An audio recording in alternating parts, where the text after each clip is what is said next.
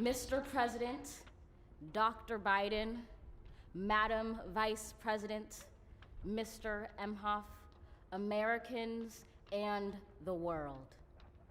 When day comes, we ask ourselves, where can we find light in this never-ending shade? The loss we carry, a sea we must wade. We've braved the belly of the beast. We've learned that quiet isn't always peace, and the norms and notions of what just isn't always just is. And yet the dawn is ours before we knew it. Somehow we do it. Somehow we've weathered and witnessed a nation that isn't broken, but simply unfinished. We, the successors of a country and a time where a skinny black girl descended from slaves and raised by a single mother can dream of becoming president, only to find herself reciting for one. And yes, we are far from polished, far from pristine, but that doesn't mean we are striving to form a union that is perfect. We are striving to forge our union with purpose, to compose a country committed to all cultures, colors, characters, and conditions of man. And so we lift our gazes not to what stands between us, but what stands before us. We close the divide because we know to put our future first, we must first put our differences aside. We lay down our arms so we can reach out our arms to one another. We seek harm to none and harmony for all. Let the globe, if nothing else, say this is true. That even as we grieved, we grew, that even as we hurt, we hoped, that even as we tired, we tried, that we'll forever be tied together, victorious, not because we will never again know defeat, but because we will never again sow division. Scripture tells us to envision that everyone shall sit under their own vine and fig tree, and no one shall make them afraid.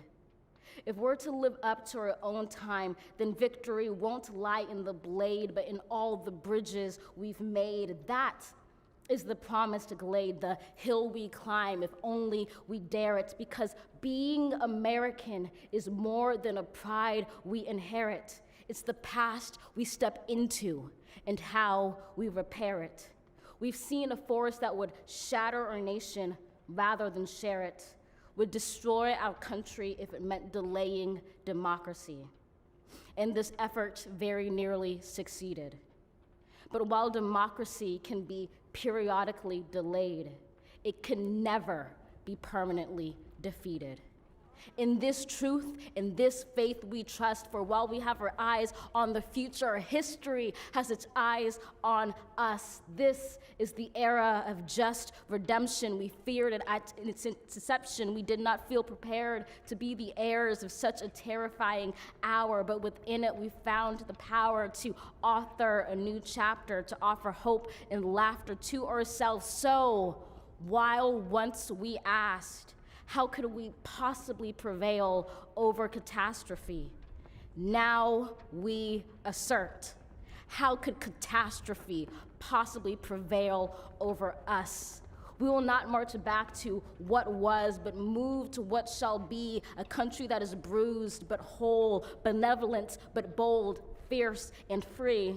We will not be turned around or interrupted by intimidation, because we know our inaction and inertia will be the inheritance of the next generation. Our blunders become their burdens, but one thing is certain.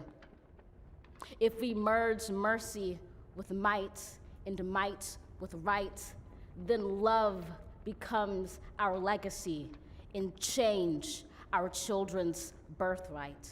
So let us leave behind a country better than the one we were left. With every breath from my bronze-pounded chest, we will raise this wounded world into a wondrous one. We will rise from the gold-limbed hills of the West. We will rise from the wind-swept Northeast, where our forefathers first realized revolution. We will rise from the lake-rimmed cities of the Midwestern states. We will rise from the sun-baked South. We will rebuild, reconcile, and recover in every known nook of our nation, in every corner called our country. Our people, diverse and beautiful, will emerge battered and beautiful. When day comes, we step out of the shade, aflame and unafraid. The new dawn blooms as we free it.